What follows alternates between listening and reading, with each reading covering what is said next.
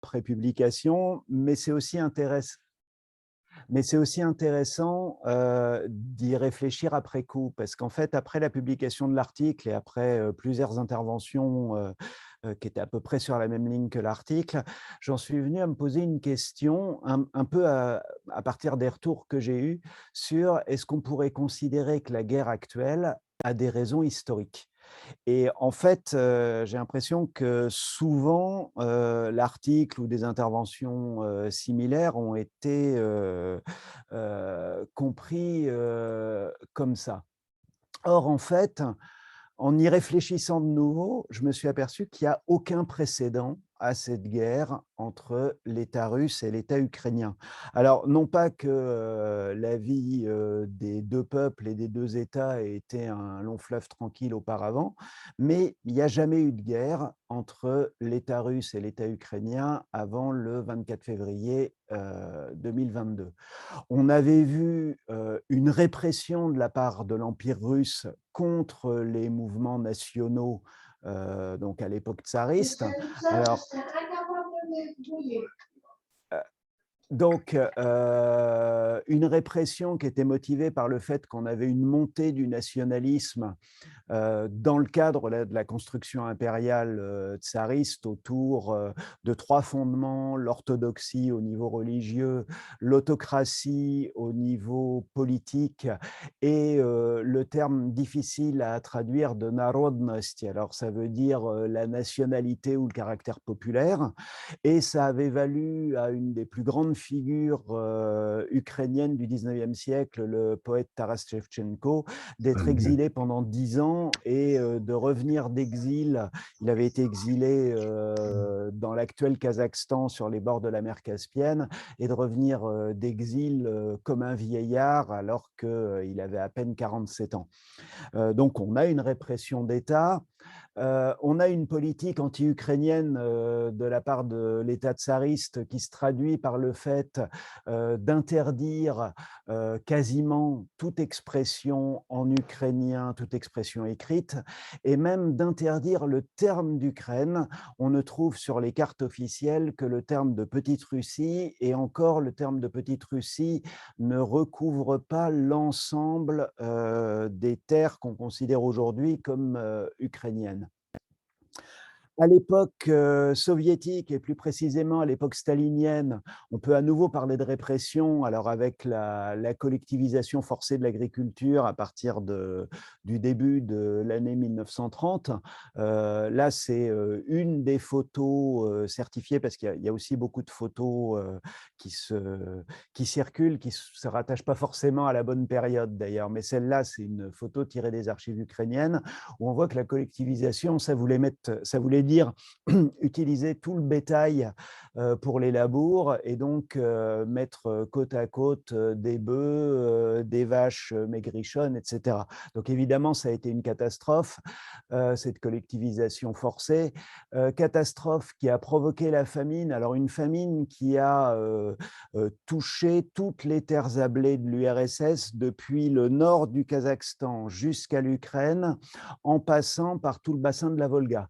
Il reste qu'il y a des spécificités du traitement de la famine en Ukraine, avec entre autres un contrôle des populations qui empêche les affamés de sortir des zones où ils sont affamés. Et donc, la famine a été plus meurtrière relativement en Ukraine. Les chiffres les plus sérieux donnent jusqu'à 3,5 ou 4 millions de morts sur 25 millions d'habitants. C'est 15% de la population, donc c'est absolument énorme, indépendamment de savoir comment on doit le qualifier. Et là, il y a énormément de polémiques politiques, mais aussi d'historiens autour de l'éventuelle qualification de génocide. Mais de toute façon, quand bien même on ne parle pas de génocide, on peut parler d'une mort de masse et qui est tout à fait calculée par le régime. Euh, ah, alors, voilà. Il n'empêche que, donc là, c'est répression d'État. Par contre, dans les périodes de guerre, on trouve des Ukrainiens des 2 côtés de la ligne de front. Et par exemple, en 1914, 1917-18, il est très frappant de voir à peu près les mêmes photos, dans des régiments de l'armée russe après le renversement du tsar en 1917 et dans des régiments de l'armée austro-hongroise, où vous avez des soldats qui portent l'uniforme de leur État. Donc, sur la gauche, c'est l'uniforme de l'armée russe et sur la droite, l'uniforme de l'armée austro-hongroise, mais orné de la cocarde jaune et bleue ukrainienne. Et donc, ça veut dire que très précisément, quelque part entre les Carpates et l'actuelle Moldavie, Roumanie, vous avez des Ukrainiens qui se sont battus les uns contre les autres, quand bien même ils portaient le symbole national. Euh, une autre question, si on est sur cette période 1914-1918, est de savoir comment on doit considérer la révolution de 1917 et la guerre civile qui a suivi. Alors, il y a tout un courant de l'historiographie actuelle qui va présenter toute cette période 1917-1921 comme une république russo-ukrainienne. Ça correspond essentiellement au narratif national ukrainien. Et là, on a une affiche de la République populaire d'Ukraine qui a été une Ukraine indépendante éphémère à la fin de l'année 1917 et jusqu'au printemps 1918. Donc cette République populaire d'Ukraine, qui est représentée par le drapeau bleu et jaune, s'oppose à un aigle bicéphale, donc c'est la Russie, et on voit qu'une des 2 têtes de l'aigle est rouge et porte un couteau, donc comme quoi d'ailleurs le couteau entre les dents, ce n'était pas une invention française au moment du congrès de Tours. Il reste que analyser cette période révolutionnaire et de guerre civile en termes de guerre nationale Ukraine-Russie est contestable, dans la mesure où, à nouveau, on a des Ukrainiens des 2 côtés du front. Peu de temps avant le début de la guerre dans le Donbass, il y avait un groupe d'extrême gauche ukrainien qui, depuis, a basculé totalement du côté pro-russe avec armes et bagages, qui avait fait une petite action d'éclat avec ce slogan d'une armée rouge made in Ukraine, tout était écrit en ukrainien, et présentant comme membre de cette armée rouge made in Ukraine Trotsky, Voroshilov, donc Trotsky, je pense que tout le monde connaît, Voroshilov, qui par la suite était un proche de Staline, et Antonov Ovseyenko, qui était un des organisateurs de l'insurrection d'octobre 1917 à Petrograd et ensuite un des hauts cadres de l'armée rouge. Voroshilov était un ouvrier du Donbass. Quant à Trotsky, il a fait son lycée à Nikolaïev, la ville dont on entend beaucoup parler aujourd'hui sous le nom de Mykolaïv, Mykolaïv en ukrainien, qui est actuellement bombardée. C'est dans la région au nord, enfin, comment dire, au nord-ouest de la Crimée et au nord-est d'Odessa. Donc là, encore une fois, difficile de dire qu'on a une guerre russo-ukrainienne, vu qu'on a des Ukrainiens des 2 côtés. On retrouve des Ukrainiens des 2 côtés en 1939-1945. Donc évidemment, il y a certaines organisations nationalistes qui ont collaboré avec les nazis dans le but, dans le cas des partisans de Stepan Bandera, dans le but d'obtenir la proclamation d'un État ukrainien indépendant. Et État ukrainien indépendant où Stepan Bandera aurait joué le même rôle qu'Hitler jouait en Allemagne. Bon, ce sont les nazis qui n'ont pas donné suite à cette revendication. Vous avez aussi, et là c'est une autre branche du mouvement nationaliste ukrainien qui encourage d'engagement d'Ukrainiens dans une division SS assez comparable à la division française Charlemagne. Donc là, c'est la division SS Galicie qui a compté 26 000 hommes et qui a plutôt combattu en Pologne et en Biélorussie.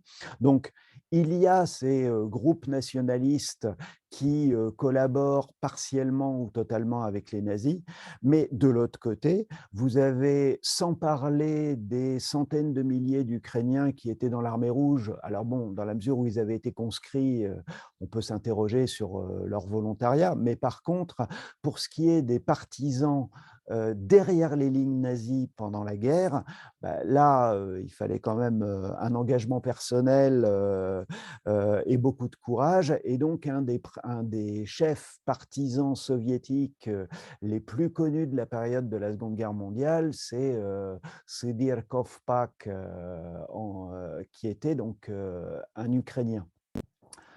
En définitive, on ne peut donc pas dire que la guerre actuelle s'explique par l'histoire. Par contre, il y a bel et bien des stratégies de justification par l'histoire. Et c'est là-dessus que portait mon article dans le Diplo.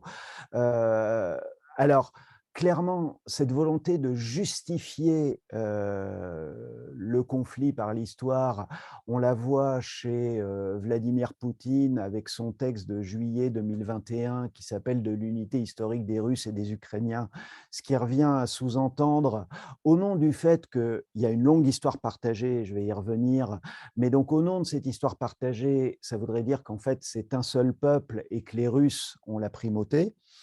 Euh, Dès cette époque, donc juillet 2021, le texte avait provoqué des réactions au plus haut niveau. Alors déjà parce qu'il était quand même relativement peu courant qu'un président en exercice fasse une dissertation historique de 25 pages.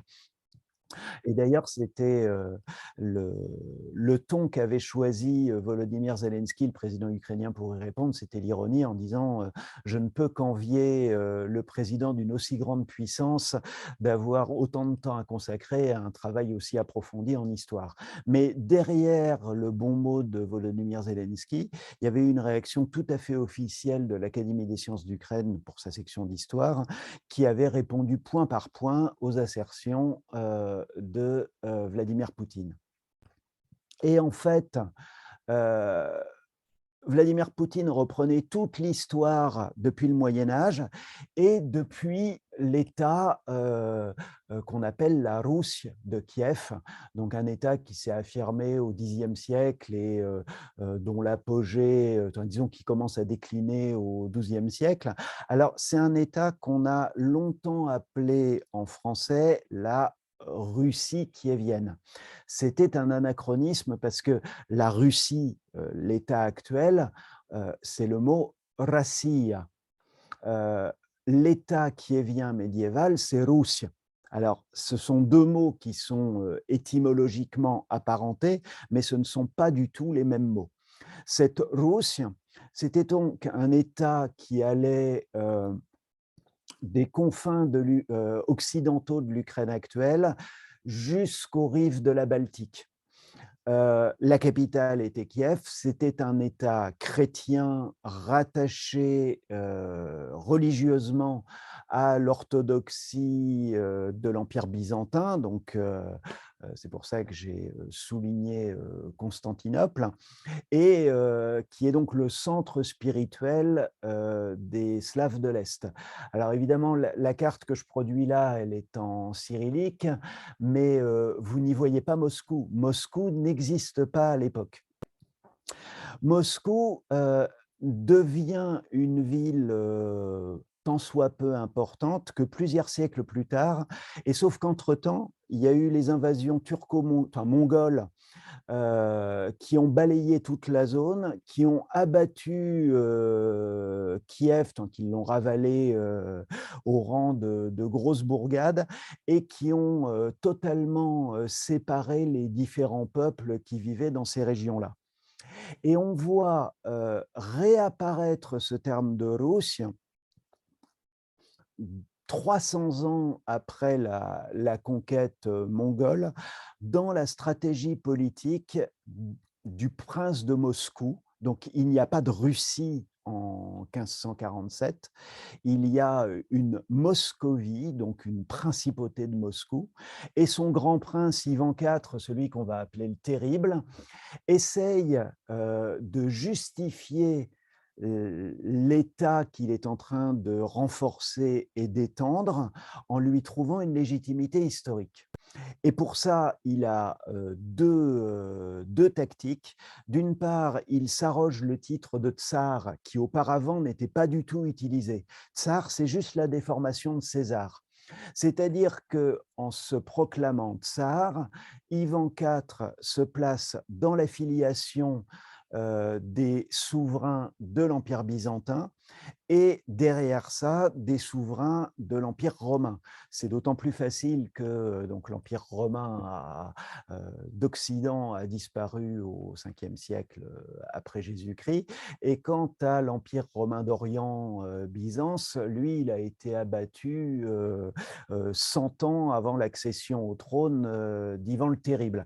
Donc, on a là une légitimité, disons, la revendication d'une filiation prestigieuse et qui n'engage pas à grand-chose, mais à la même époque, en Europe occidentale, je rappelle qu'on a un saint empire romain germanique qui continue d'exister, et il est aussi romain que Ivan le Terrible lui-même et César.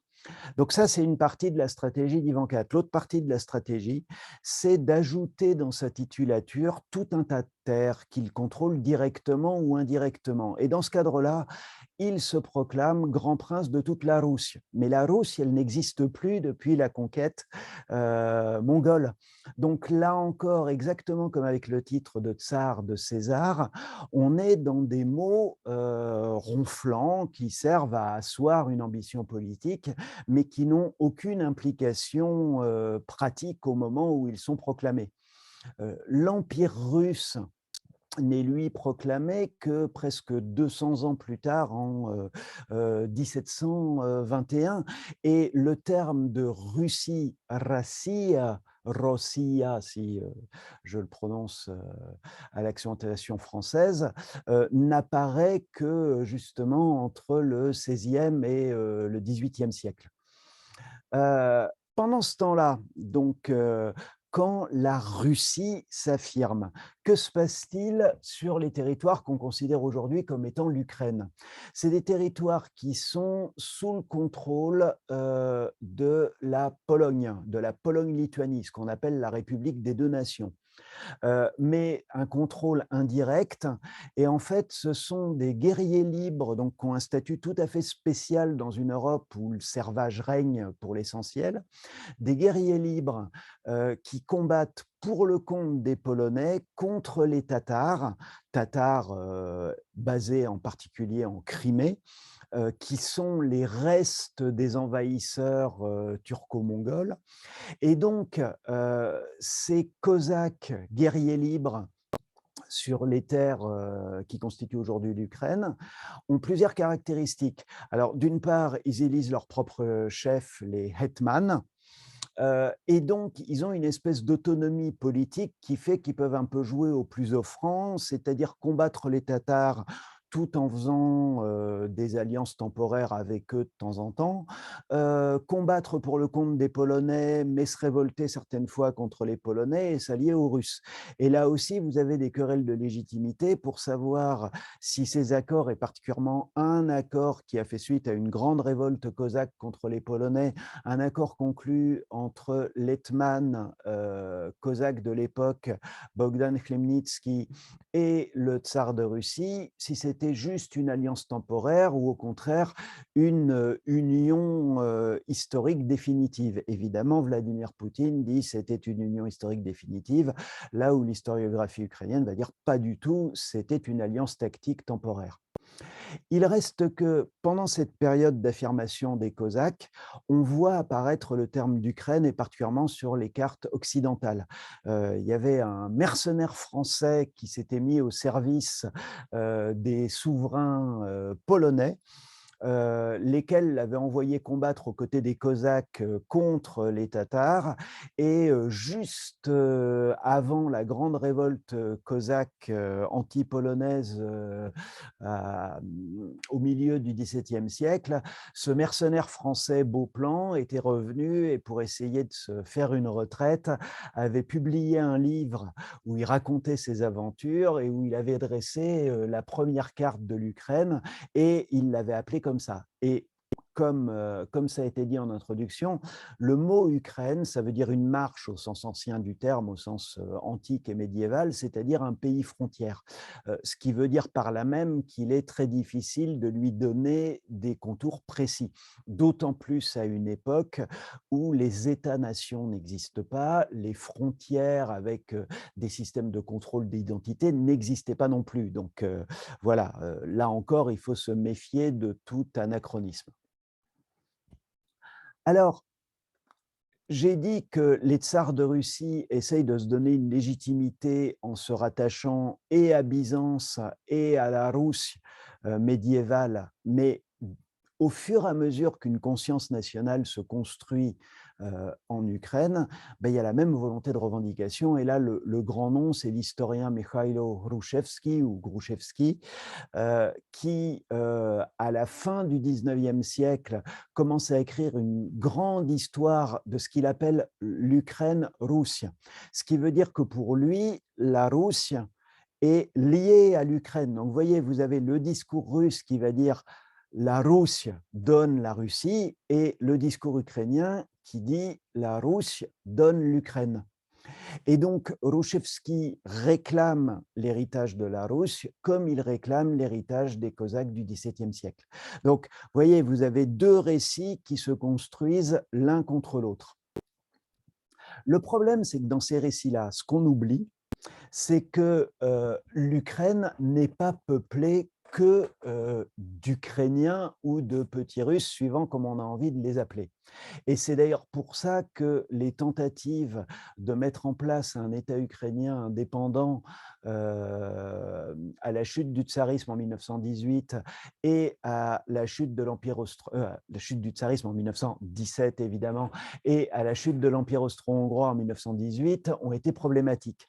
C'est qu'en fait, donc, on avait des terres ukrainiennes qui étaient partagées entre deux empires, l'Empire russe et l'Empire austro-hongrois, mais en plus des terres ukrainiennes qui n'étaient absolument pas homogènes ethniquement.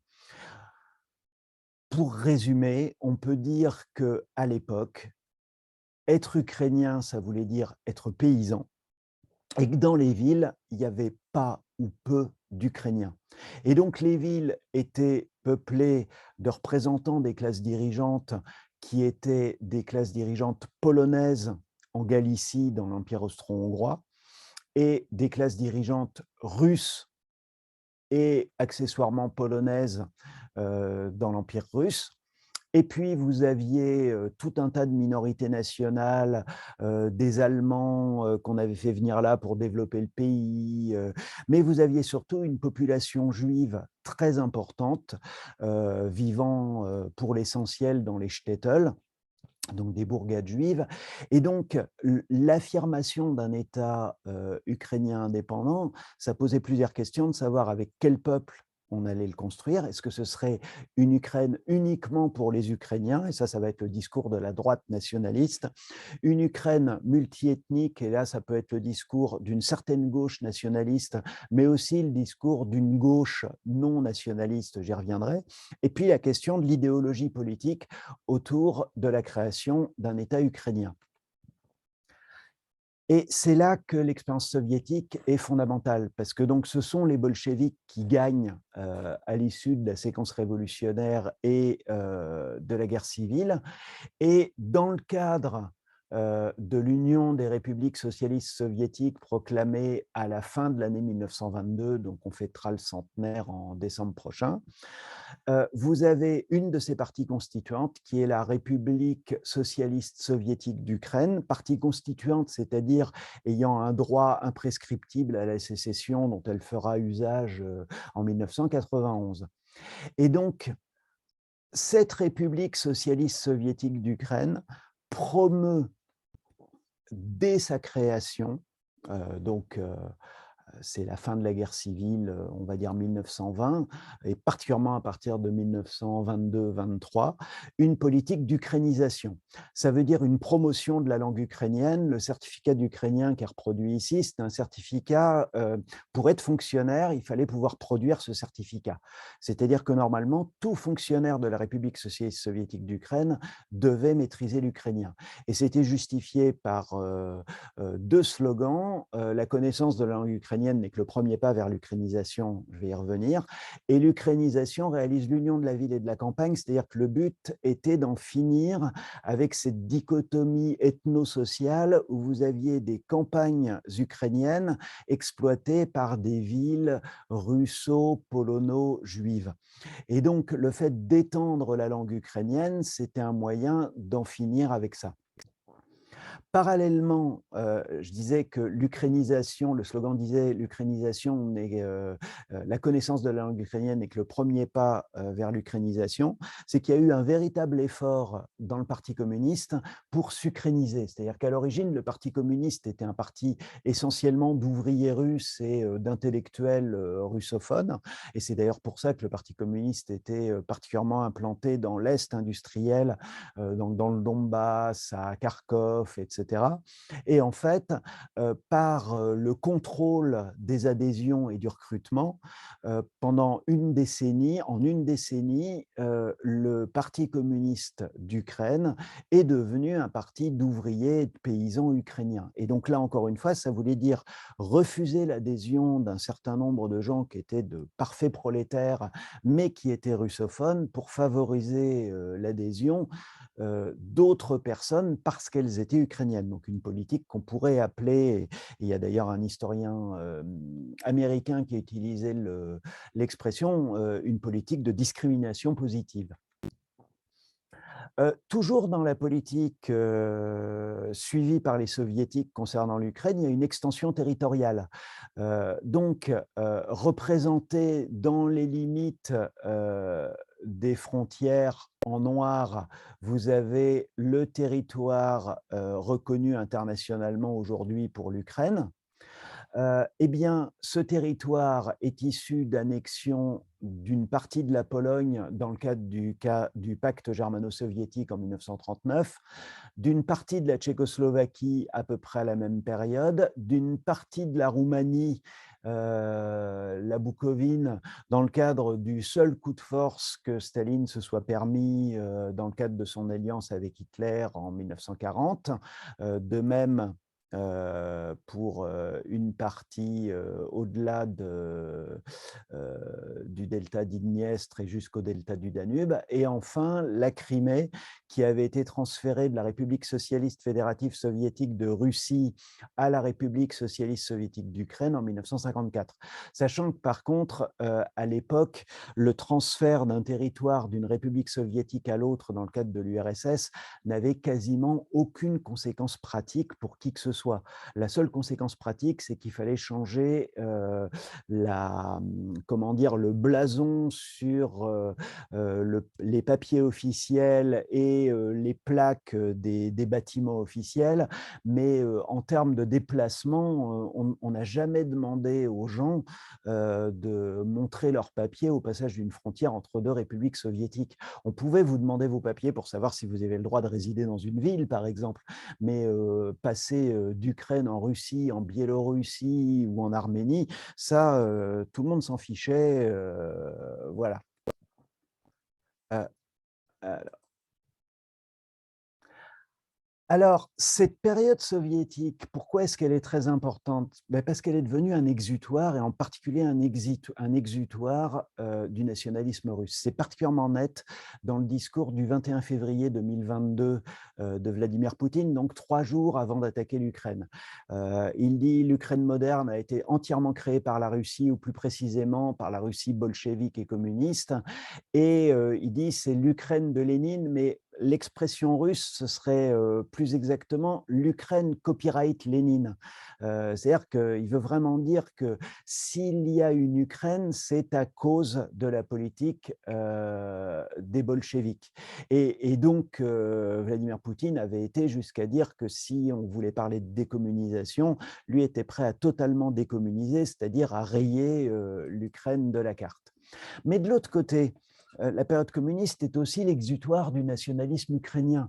Et après le Maïdan, qui avait vu le renversement de Yanukovych, qui était un dirigeant extraordinairement corrompu, qui avait une politique internationale totalement opportuniste, donc avait essayé d'obtenir de l'argent de l'Europe, et devant le refus de l'Europe, s'était tourné vers la Russie. Ben, il reste que, alors que Yanukovych n'avait strictement rien d'un communiste, il y avait eu l'adoption d'une loi interdisant la propagande en faveur des régimes communistes et national-socialistes. Alors d'une part, la loi mettait sur le même plan le communisme et le nazisme, mais en plus utilisait des définitions du communisme et du national-socialisme qui faisaient que la loi interdisait beaucoup plus largement tout ce qui pouvait être communiste que tout ce qui pouvait être nazi ou néo-nazi. Donc on voit qu'il y a le même processus d'exutoire, de construction du communisme comme exutoire au nationalisme dans les deux pays. Alors, justement, quand on montre ça, ça donne l'impression que le conflit n'a pas lieu d'être. Alors, le conflit a des raisons, mais des raisons qui ne sont pas à chercher dans l'histoire proprement dite. L'histoire, c'est un discours qui va être utilisé pour mobiliser les populations, les convaincre, au moins obtenir leur passivité, je pense à la Russie actuellement.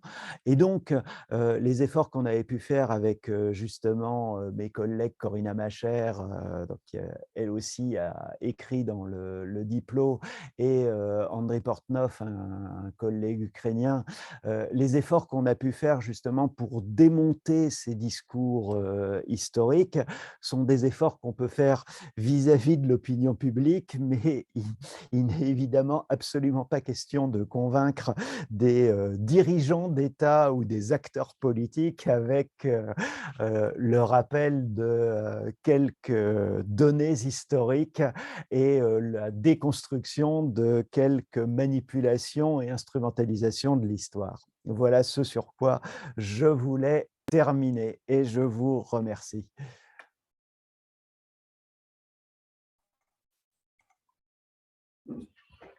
Eh bien, merci. Alors, effectivement, là, on va prendre quelques... N'hésitez pas maintenant, à partir de maintenant, de poser vos questions sur le fil, sachant que comme il y avait la projection, on ne voyait pas forcément les questions, donc je vais les prendre au fur et à mesure, un petit peu comme elles viennent. Hein. Donc, alors... Pour l'instant, j'en vois deux. En Une sur 1709, Makhno. à Makhno, oui, voilà. Oui. Nestor Makhno pendant la Révolution russe. Alors, qui est d'abord Nestor Makhno? Nestor Makhno. Alors, la révolution russe, alors je vais reprendre d'ailleurs le titre des mémoires de Nestor Makhno. Il a intitulé ses mémoires « La révolution russe en Ukraine ». Et déjà, je pense que ça dit bien la réalité. C'est-à-dire que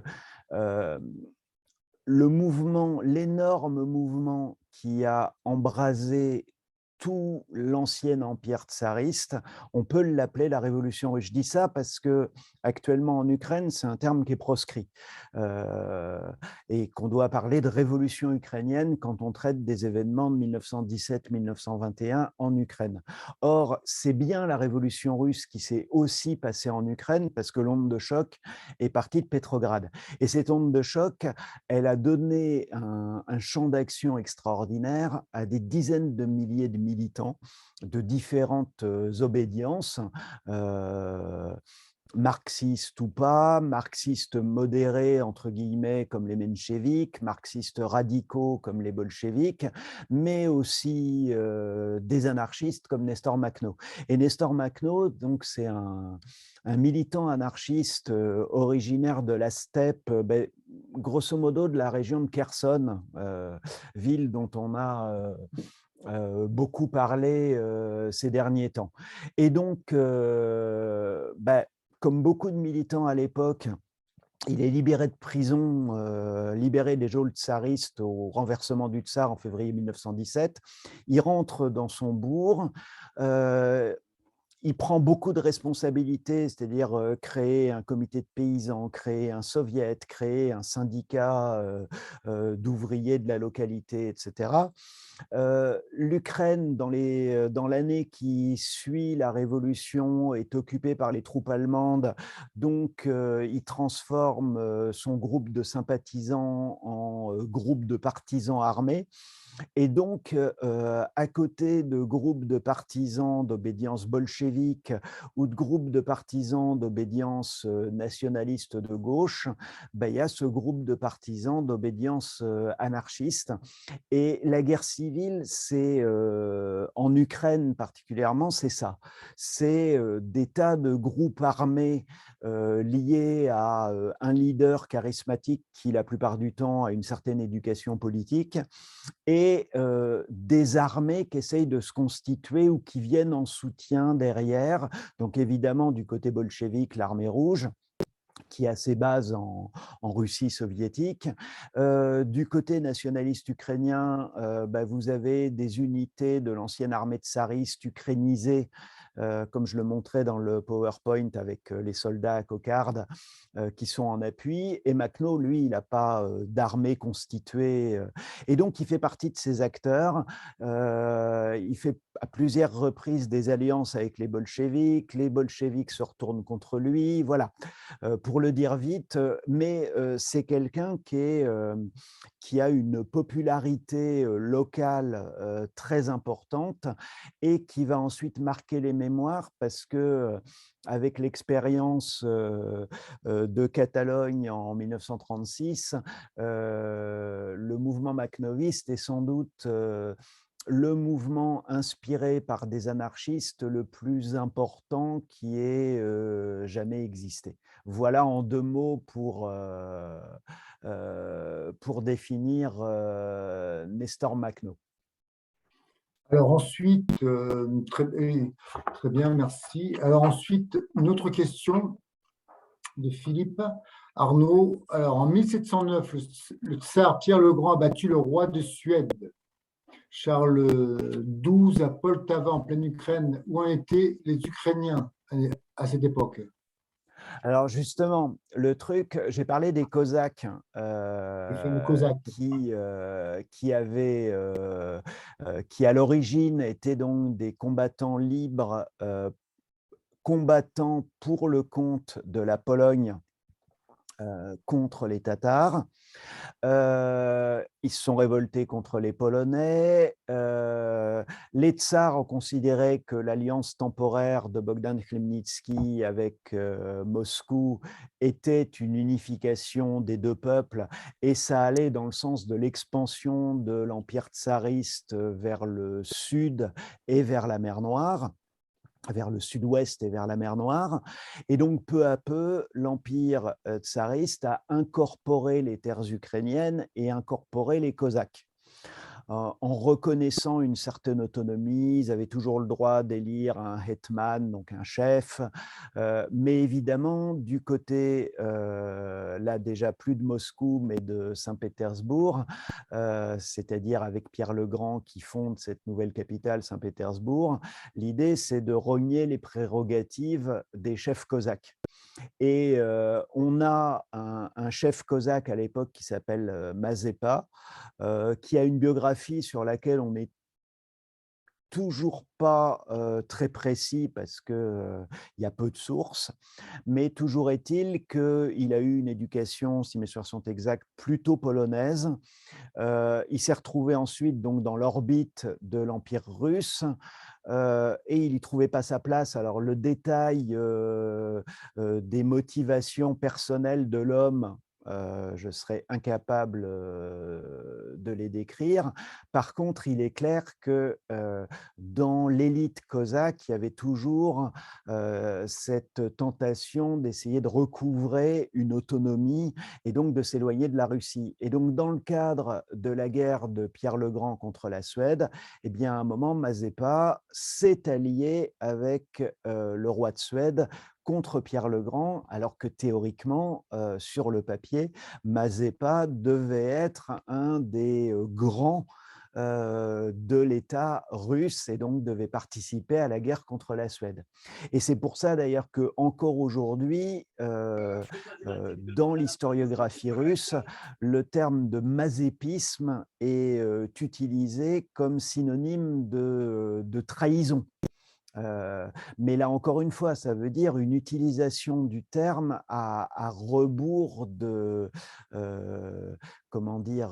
De l'historicité, à rebours de ce que ça voulait dire dans le contexte. C'est-à-dire que Mazeppa, en 1709, n'était pas un officier de l'armée russe qui aurait déserté pour passer dans le camp adverse comme, parce que les armées de l'époque n'étaient pas constituées comme elles le sont aujourd'hui sur la base d'une obéissance aveugle à un appareil Mm. hiérarchique au sommet duquel vous avez un chef d'État.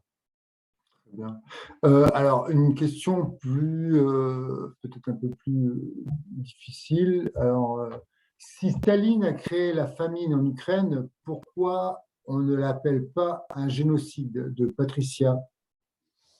Alors, créer la famine, comment dire? Ce qui explique la famine dans toute l'Union soviétique, je le rappelle, du nord du Kazakhstan jusqu'à l'Ukraine, en passant par le bassin de la Volga et le Kouban, c'est la volonté, après la collectivisation, de ponctionner un maximum de récoltes sur les exploitations agricoles collectivisées pour nourrir des villes qui sont en pleine explosion dans le cadre de l'industrialisation.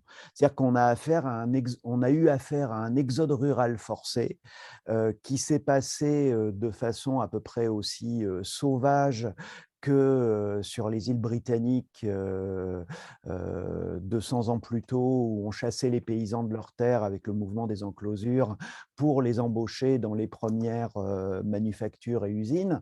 Donc c'est à peu près le même phénomène, sauf que c'est ramassé en 3 ans au lieu de se produire en 50, 100 ou 200 ans.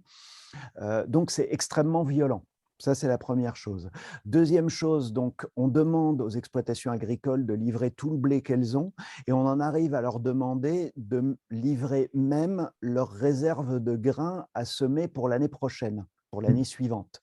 Ce qui veut dire que non seulement on va faire crever les paysans de faim au moment T, c'est-à-dire au moment où l'État prélève le blé, mais on va provoquer une famine 1 an plus tard. Et le problème, c'est que dans les sociétés paysannes de l'époque, le fait qu'il y ait un moment de soudure où on n'a pas encore récolté et donc où on n'a plus à manger, c'était quelque chose d'assez habituel. Il y avait eu des famines, alors non seulement à l'issue de la guerre civile en 1921, mais à l'époque tsariste, il y avait eu plusieurs. Alors il y avait eu une grande famine à la fin des années 1890, puis il y avait eu des périodes de disette. Mais là, ce qui est différent sous Staline, c'est qu'en prélevant le grain à semer, ça veut dire que vous aurez une famine dans l'année N+1 et que là, il n'y aura aucun moyen de sortir de la famine. Est-ce que ça, on peut le qualifier de génocide? Alors là, c'est le problème du terme de génocide lui-même. Et là, je vous renvoie au livre de Philippe Sands, Retour à Lemberg, qui est vraiment très bien là-dessus, parce que c'est un praticien du droit international dans le domaine des crimes contre l'humanité et du génocide. Et en fait, à lire son livre, il conclut en disant que autant le crime contre l'humanité est quelque chose qu'on peut à peu près constater, documenter et argumenter, autant le terme de génocide est sujet à trop d'interprétations pour être utilisable juridiquement. Alors, reste une chose quand même, et c'est ça l'argument de ceux qui défendent la notion de génocide, c'est de dire que les Ukrainiens n'ont pas été traités dans la famine de la même façon que les ressortissants du Kouban, du bassin de la Volga et du Kazakhstan, ce qui est vrai. Heu, Sauf que, l'argumentation qui est donnée par le pouvoir stalinien, c'est en fait la peur de la déstabilisation d'une zone frontière, qui est effectivement l'Ukraine, au profit de la Pologne. Alors, c'est totalement fantasmé, paranoïaque et cetera, mais ça correspond à une situation objective. L'autre chose, c'est qu'il n'y a pas eu d'extermination systématique des Ukrainiens. Heu, voilà, il y a eu 15 de morts, ce qui est, énorme, immonde, ignoble, mais c'est pas une extermination systématique. Que l'extermination des élites, alors elle a plutôt lieu plus tard, c'est-à-dire que l'intelligentsia ukrainienne, elle subit plutôt la grande terreur de 1937-1938. C'est pas en 1933 qu'elle est éliminée. Il y a quelques personnes éliminées, ou plutôt d'ailleurs qui se suicident, des communistes, qui se suicident, des communistes ukrainiens. Mais voilà. Et dernier point, c'est que ceux qui mettent en pratique la politique de collectivisation, puis la politique de prélèvement du blé jusqu'aux réserves de grains à semer, ce sont très largement des Ukrainiens. Je rappelle, le Parti communiste d'Ukraine est formé à 60% d'Ukrainiens. Alors là, ça veut dire que c'est des Ukrainiens traîtres à la nation. Voilà, je ne pense pas que le terme de génocide fasse avancer les choses, et je ne pense pas que ce soit comment dire, c'est pas parce qu'on aura dit que c'est un génocide que ça changera quoi que ce soit, y compris dans le traitement des choses. C'est-à-dire que par contre, le terme de génocide, il est apparu dans le discours dans les années 70-80, quand une partie de la diaspora ukrainienne, sous l'influence des groupes nationalistes, a voulu, dans le cadre de la nouvelle guerre froide de Ronald Reagan, obtenir une reconnaissance. Et ceci au moment même où le génocide des Juifs, alors là, il s'agit bien d'une extermination systématique d'une population sur la base d'une appartenance ethnique, arrivait dans la conscience générale, voilà, dans les années 70, c'est le feuilleton Holocauste, etc. Donc Mm. voilà, moi, je n'utilise pas le terme de génocide, ce qui n'empêche absolument pas de décrire et de condamner l'ignominie perpétrée par l'appareil stalinien, quelle que soit la nationalité des membres de cet appareil. Bien sûr. Mais, merci. Alors, on va passer, comme il y a pas mal de questions, on va aller hop, sur un peu plus tard et on va traiter une question. Pourquoi Khrouchtchev, alors elle revient plusieurs fois, a-t-il, entre guillemets, donné la Crimée à l'Ukraine? Alors, ça revient plusieurs fois déjà. Mm, mm. Est-ce que ça, Alors, c'est je une lis dans source la aussi? question, pourquoi Khrouchtchev, qui me semble-t-il n'était pas ukrainien, a-t-il donné la Crimée à la République socialiste soviétique d'Ukraine? Ben si, Oui. Khrouchtchev était ukrainien. Alors, il était ukrainien. Qu'est-ce qu'on entend par ukrainien? C'est-à-dire que Khrouchtchev était citoyen de la République socialiste soviétique d'Ukraine. C'était un ouvrier du Donbass. J'ai oublié de quelle ville exactement. Alors ensuite, ce n'était pas un Ukrainien ethnique. C'est-à-dire qu'il était le fils d'un couple d'ouvriers du sud-ouest, d'un couple de paysans plutôt, du sud-ouest de la Russie, qui avaient émigré dans le Donbass avant la révolution de 1917 pour trouver du travail. Et clairement, dans le Donbass, vous aviez une majorité d'ouvriers qui étaient d'origine russe, parce que pour des raisons trop longues à expliquer ici, il y avait des structures sociales qui permettaient l'émigration des paysans russes dans le cadre d'un exode rural, et alors que les paysans ukrainiens avaient moins de raisons de devenir ouvriers. Voilà, donc Khrouchtchev était ukrainien. Et d'ailleurs, j'allais dire pas qu'un peu, après avoir été le responsable du parti à Moscou pendant la grande terreur stalinienne de 37-38, à partir de la Seconde Guerre mondiale, il a surtout des responsabilités concernant l'Ukraine. C'est lui qui est le responsable du front sur toute la zone de l'Ukraine, et donc qui va reconquérir, libérer l'Ukraine après l'attaque nazie. Et j'ai un peu travaillé sur la question. Il a toujours eu à cœur de préserver des structures comment dire, spécifiques, soviétiques, spécifiquement ukrainiennes, même pendant la guerre et même pendant que tout le territoire ukrainien était occupé par les nazis. Donc voilà, donc peut-être qu'une des raisons était,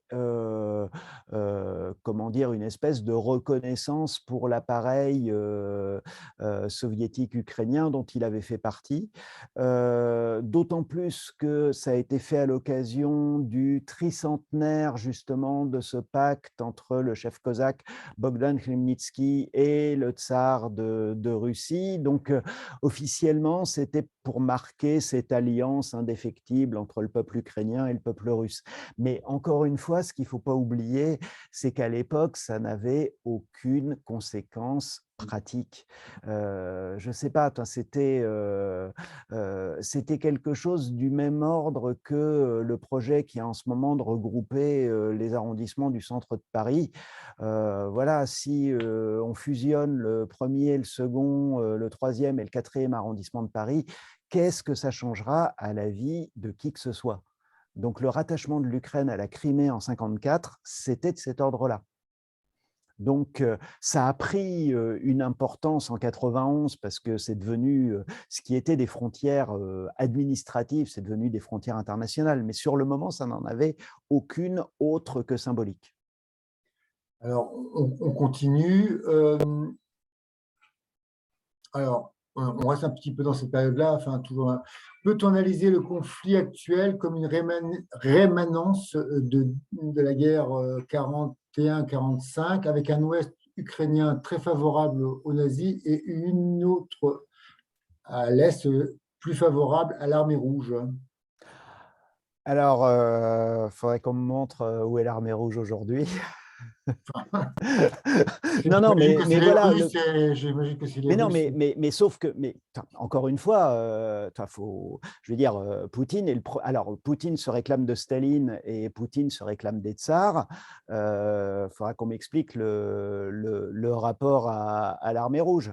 Je vous rappelle, l'armée rouge, elle a été fondée en février 1918 et sur des bases qui n'avaient strictement rien de national.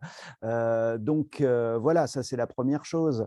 Euh, non, ce qu'on constate, c'est que du côté des nationalistes russes et du côté des nationalistes ukrainiens, il y a une volonté de présenter le conflit actuel dans ce cadre-là. Mais c'est de la manipulation. Et c'est de la manipulation des deux côtés. Et ce qui est extraordinaire, c'est que personne, alors que c'est quand même, je veux dire, comme l'éléphant au milieu de la pièce, personne ne remarque que c'est à peu près le seul point sur lequel on pourrait faire un accord entre les Douguine, Surkov, Poutine et les Bieletsky, Yarosh et je ne sais pas qui du côté ukrainien. Non, ça n'a strictement rien à voir. Alors, il y a des groupuscules néo-nazis en Ukraine, oui, Ça, c'est pas franchement une découverte. Par contre, il faut quand même rappeler qu'il y a aussi des groupuscules néo-nazis en Russie et que si Vladimir Poutine les a réprimés dans leur action sur le territoire russe, arrivé dans les années 2010, parce qu'il y a eu quand même plusieurs Noirs qui ont été assassinés, entre autres à Moscou et dans des villes de province, ça a été pour ensuite leur conseiller en 2014 d'aller se battre dans le Donbass. C'est-à-dire qu'en fait, dans le Donbass, au début du conflit, vous avez quand même eu de part et d'autre des néo-nazis, alors des néo-nazis qui n'avaient pas tout à fait le même imaginaire, c'est-à-dire qu'ils ne voyaient pas le Valhalla tout à fait dans les mêmes couleurs, mais qu'ils le voyaient quand même globalement de la même façon. Donc il faut qu'on arrête de raisonner comme ça. Ça n'a strictement aucun sens, à part de servir la soupe aux nationalistes des deux bords. Alors, une question de Pascal Farfal. Donc, derrière cette guerre en Ukraine, ne voit-on pas les États-Unis attiser le conflit pour asseoir à nouveau leur hégémonie sur l'Europe? Euh, le à nouveau me paraît trop. Je ne vois pas en quoi l'hégémonie des États-Unis sur l'Europe a jamais été mise en cause. Voilà. Donc, et je crois que c'est d'ailleurs ça un peu le paradoxe actuel, et c'est là où je ne serais pas forcément toujours en accord avec certaines analyses qui sont juste sur le fond, c'est-à-dire que sur le rôle des États-Unis mais et de l'Europe, parce que honnêtement, la différence entre le rôle des États-Unis et le rôle des États européens dans l'histoire, moi, je ne la vois pas. Donc, qui est un problème de zone d'influence entre la Russie d'un côté et un bloc occidental dans lequel il y a l'Europe et les États-Unis ensemble, je suis bien d'accord. Alors ensuite, la question est de savoir est-ce que ça justifie une guerre. Mais comment dire, je ne pense même pas qu'il y ait eu, enfin, comment vous dire, du côté européen particulièrement, il y a eu un jeu que je trouve pervers, mais je ne pense pas qu'il le soit, c'est bien ça le pire, c'est-à-dire d'essayer d'attirer l'Ukraine sans jamais se donner les moyens de l'attirer solidement. C'est-à-dire que on promet, alors du côté européen, on a fait miroiter l'intégration européenne à l'Ukraine alors qu'il n'en avait jamais été question.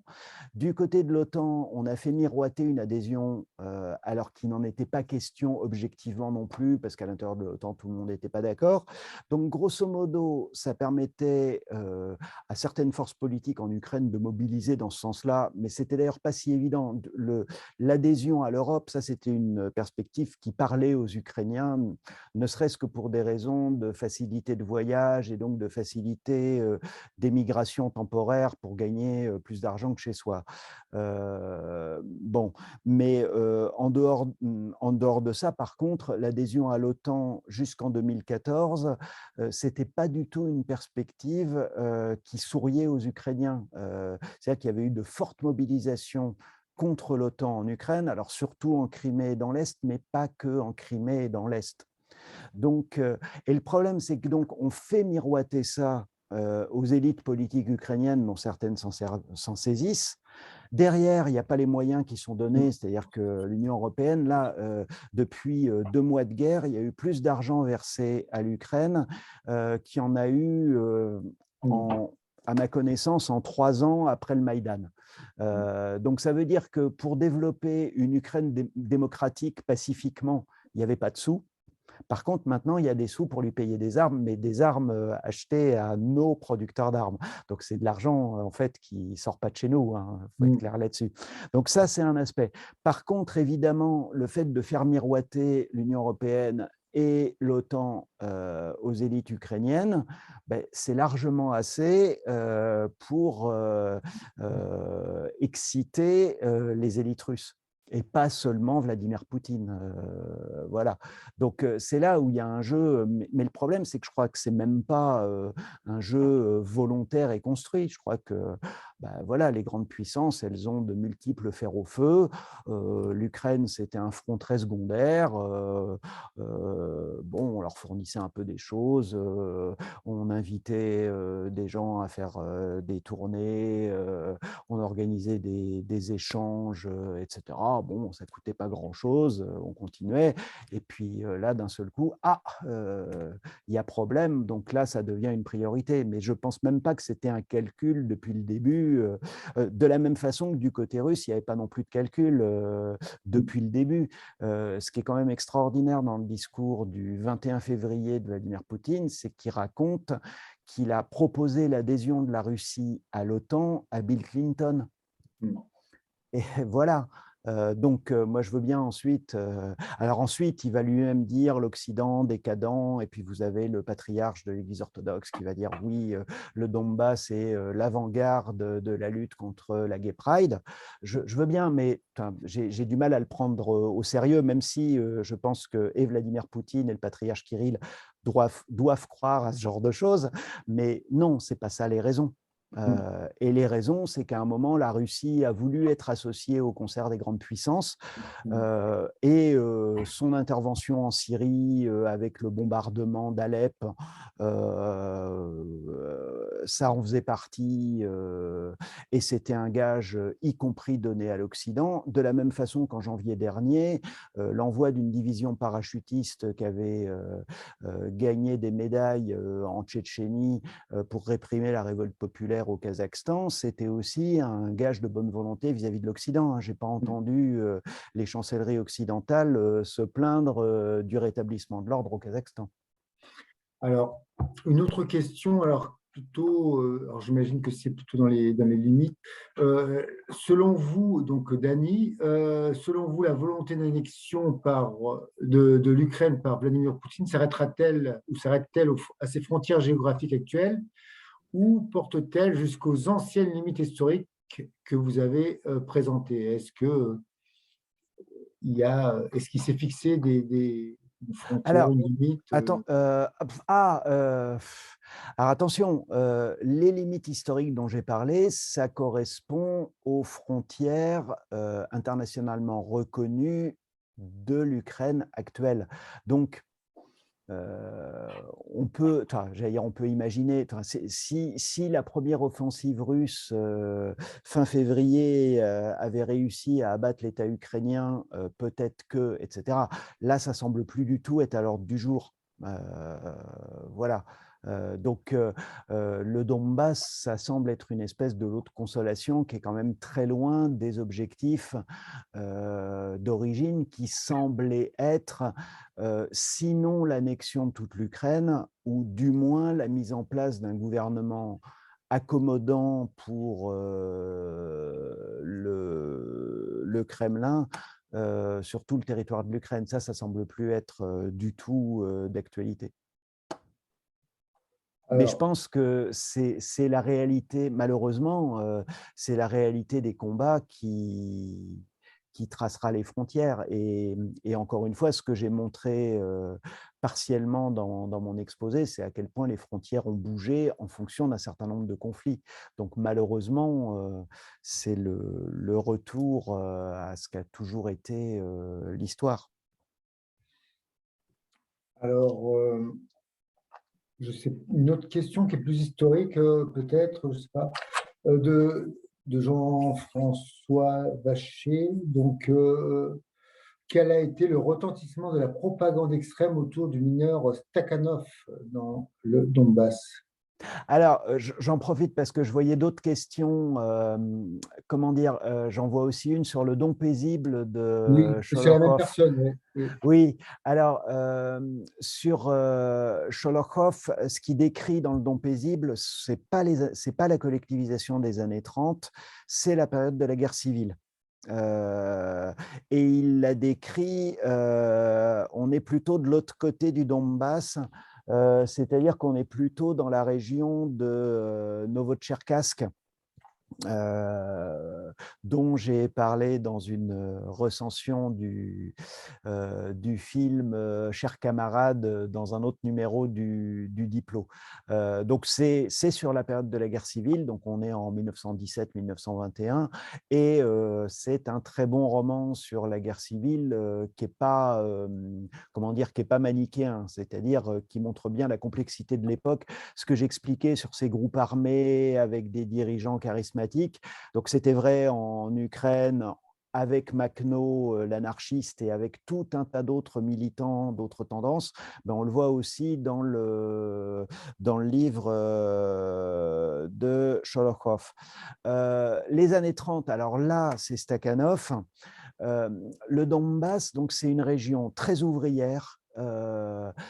C'était un peu le Far West de l'Empire tsariste à la fin du 19e siècle. C'est-à-dire que c'est un peu comparable à la ruée vers l'or, sauf que là, c'était une ruée vers le charbon et vers le fer. Donc, vous avez une classe ouvrière qui vivait dans des conditions terribles. C'est-à-dire que, grosso modo, une des principales formes de logement ouvrier avant 1917 dans le Donbass, c'était ce qu'on appelait une Zimlianka. C'est-à-dire que vous arriviez, vous aviez un terrain, vous creusiez une tranchée, vous mettiez une tôle sur le toit de votre tranchée, une petite échelle, et ensuite c'était chez vous et vous étiez heureux.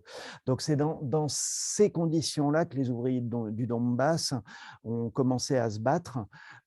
Et en 1917, le Donbass était un des endroits les plus radicaux de tout l'Empire tsariste, avec la base navale de Kronstadt. C'est-à-dire qu'il y avait beaucoup de bolcheviks, aussi beaucoup d'anarchistes. Grosso modo, les ingénieurs et les chefs d'équipe, chefs d'atelier ne pouvaient plus mettre le pied dans les entreprises depuis le mois de juillet 1917, c'est-à-dire 4 mois avant la révolution d'octobre.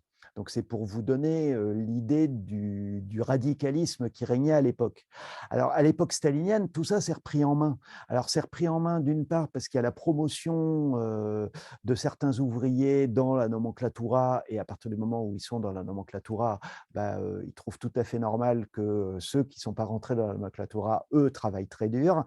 Et Stakhanov, c'est un peu une figure entre les deux, c'est-à-dire que Stakhanov, bah, c'est un peu le même genre de figure que ce qu'il y a dans le film polonais, là, mais c'est quand même une histoire très comparable d'André Vajda qui s'appelle L'homme de marbre, qui montre un ouvrier modèle des années 50. Donc, devenir ouvrier modèle pour Stakhanov, c'est la perspective d'une promotion sociale. Et dans les années 30, en Union soviétique, cette promotion sociale, elle est possible. Vous avez des millions de personnes qui, en une génération, sont passées de la paysannerie la plus pauvre ou du prolétariat le plus inculte à des postes de direction. Et donc Stakhanov, il fait ça. Alors, c'est absolument pas spontané. Et au final, Stakhanov, comment dire, il est très productif, mais le problème, c'est qu'il a beaucoup d'aide autour de lui. Des gens qui lui passent un nouveau foret pour remplacer celui de son marteau-piqueur pneumatique. Il faut savoir que, alors je ne sais plus s'il utilisait ça lui d'ailleurs, mais à l'époque, dans le Donbass, on est la plupart du temps toujours avec des baramines sur lesquelles on tape à coups de marteau. Il y a très peu de mécanisation. Donc l'exploit de Stakhanov, c'est tout simplement qu'il a de multiples aides autour de lui. N'empêche que c'est réellement quelqu'un de la base. J'avais croisé une historienne américaine aux archives à Kharkov qui avait travaillé sur la correspondance personnelle de Stakhanov avec Staline et qui racontait que Stakhanov comment dire, écrivait à Staline comme à vous savez que Staline, c'était un peu son directeur de conscience, comme les gens dans le monde catholique avaient un directeur de conscience à qui ils pouvaient raconter tous leurs petits problèmes de la vie quotidienne et demander un conseil bien inspiré moralement. Ben, Stakhanov, il faisait ça et il se plaignait, lui, qui avait quand même un peu commencé à gravir les échelons, à lire des livres et tout ça. Donc, il demandait des conseils de lecture à Staline, tout en se plaignant que ses collègues, eux, étaient des brutes incultes. Donc, il y a toujours ce côté voilà, promotion ouvrière, mais dès qu'il y a cette promotion, celui qui est promu va se retourner contre la masse en disant ah, quand même, c'est une masse peu respectable. Et on trouve toujours un peu ce mouvement-là en Union soviétique, à la fois d'une promotion des classes populaires comme on n'en a jamais vu ailleurs dans le monde, mais qui provoque à son tour une hiérarchisation. Une autre question alors, de Patrick. Attendez, je la oui. C'est Sergueï, je crois, Lavrov, c'est ça? Sergueï Lavrov vient d'alerter les Américains européens que leur guerre va mener à une troisième guerre mondiale. Quelle est votre analyse de ce risque imminent? Moi, je suis historien, hein, donc je peux prévoir que le passé, et ça, c'est assez facile. L'avenir, je ne vais pas essayer de le prévoir. Comment dire? Le problème, mais ça, c'est quasiment depuis le début, c'est extension ou pas, et si extension de la guerre actuelle, sous quelle forme? Donc, Sergueï Lavrov menace, parce que là, il y a des livraisons d'armes occidentales à l'Ukraine. Oui. Est-ce que la menace va être suivie des faits? Je n'en sais rien. Je ne vais pas spéculer là-dessus. Voilà.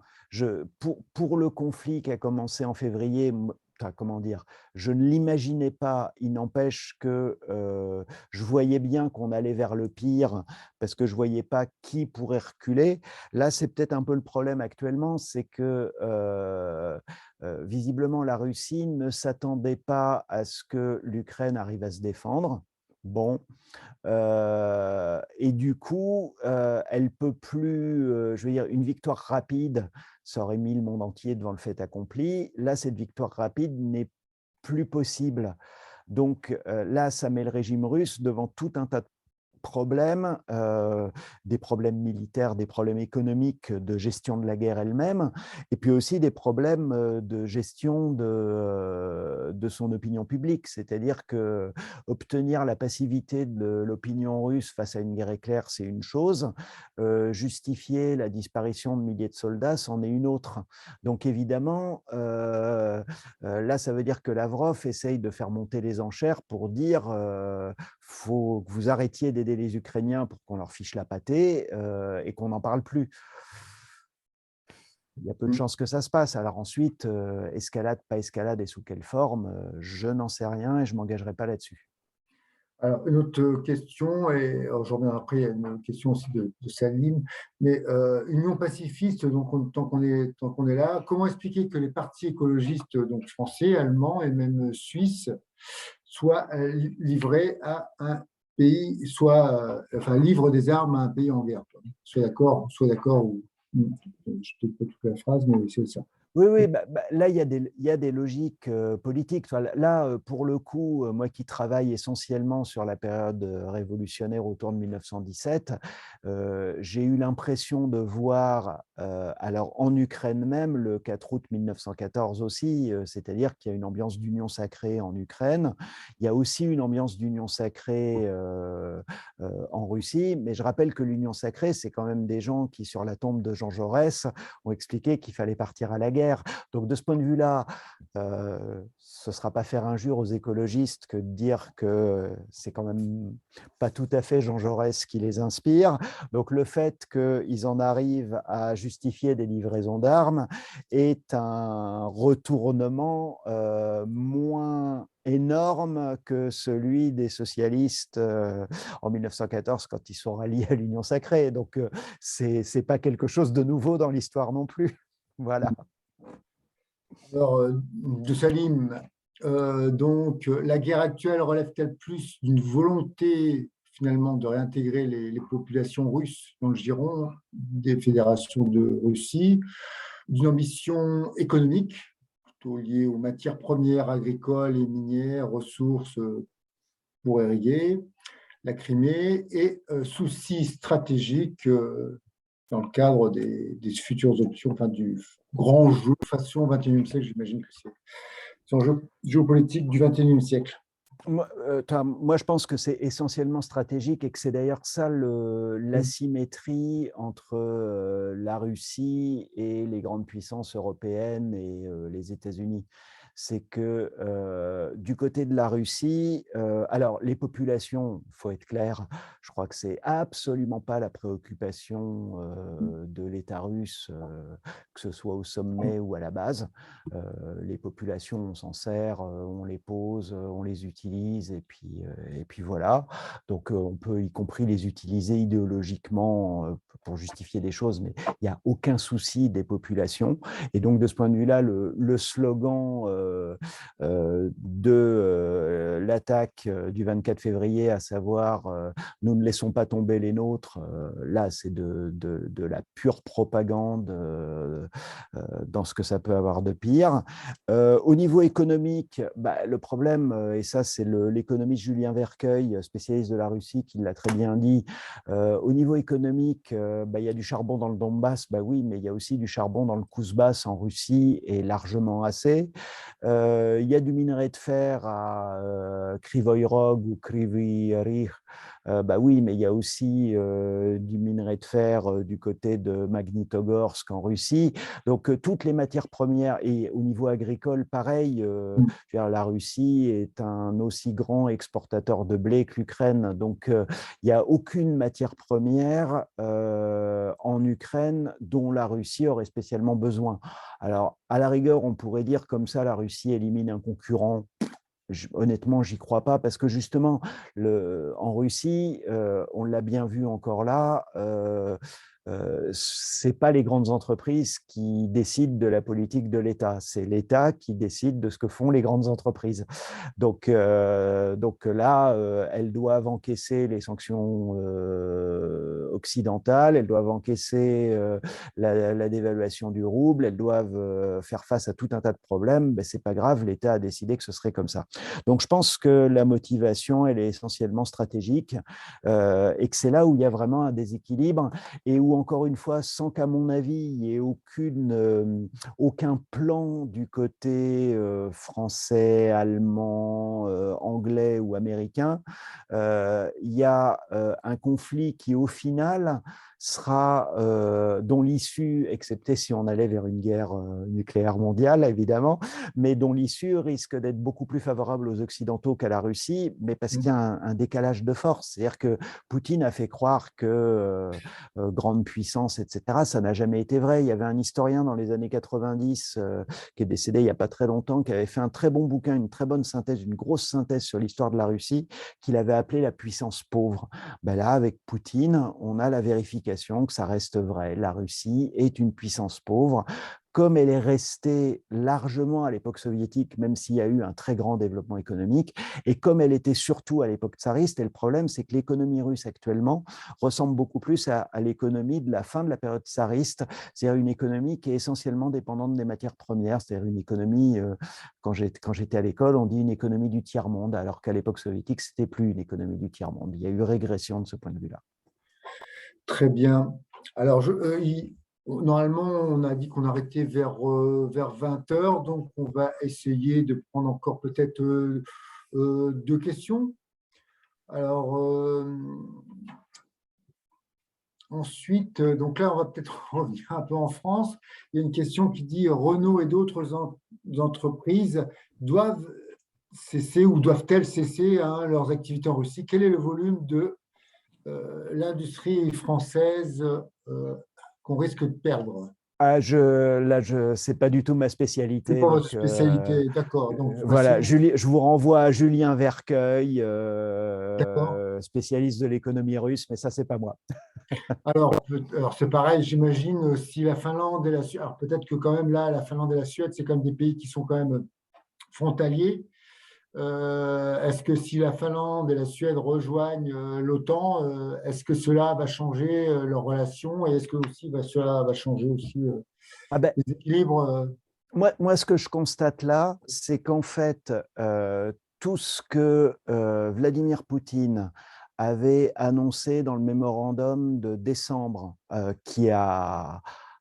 que les Occidentaux auxquelles les Occidentaux ont fait semblant de répondre en disant on va discuter, et puis quand il y a eu discussion, ça n'a jamais été sur le mémorandum russe.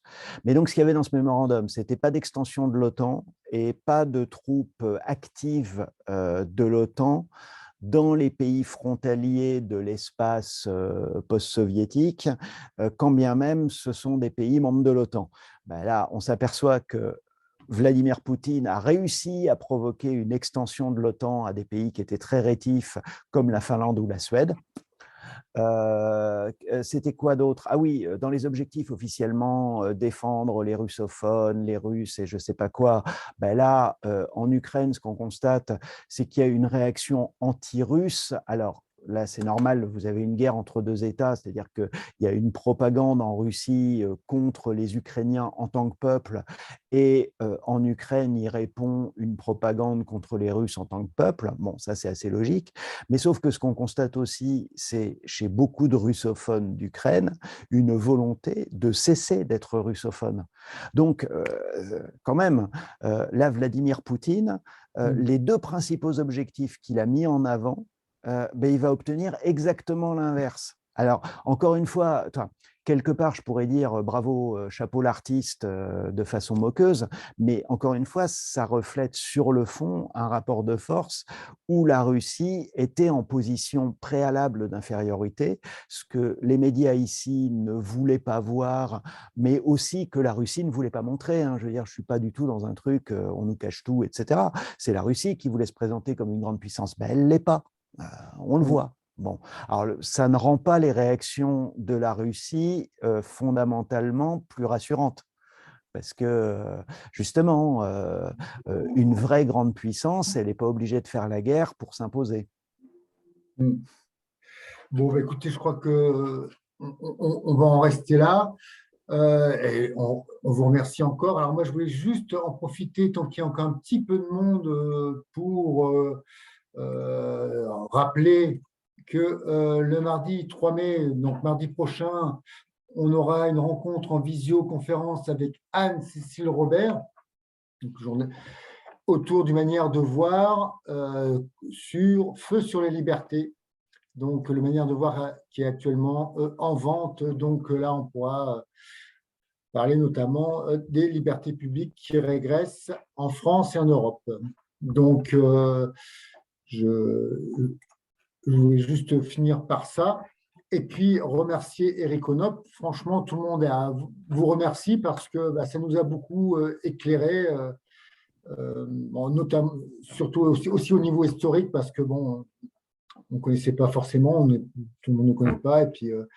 Et puis aussi sur votre analyse de la situation actuelle, vraiment, c'est un grand merci, je crois que de la part de l'ensemble des amis du Diplo.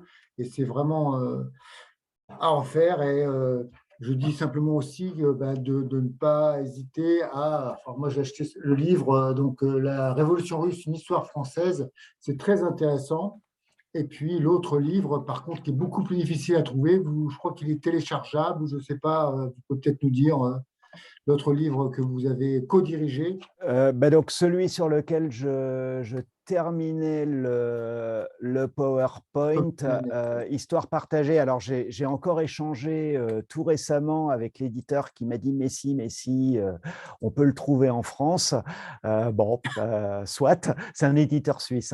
Hein. Donc Histoire partagée, mémoire divisée, mais en plus il est téléchargeable sur le site de l'éditeur, donc Antipode. Et donc, c'est un projet qu'on a mené pendant 3 ans avec des collègues. Et pour ce livre-là, on a demandé des notices thématiques aux spécialistes de toutes les questions douloureuses, on va dire, entre la Pologne, l'Ukraine et la Russie. Et donc, l'idée était vraiment de donner au lecteur le moyen de se faire sa propre opinion, sachant qu'en plus, entre les rédacteurs, on n'était pas forcément tous d'accord, mais ça fait partie du jeu et je tiens à cette pluralité.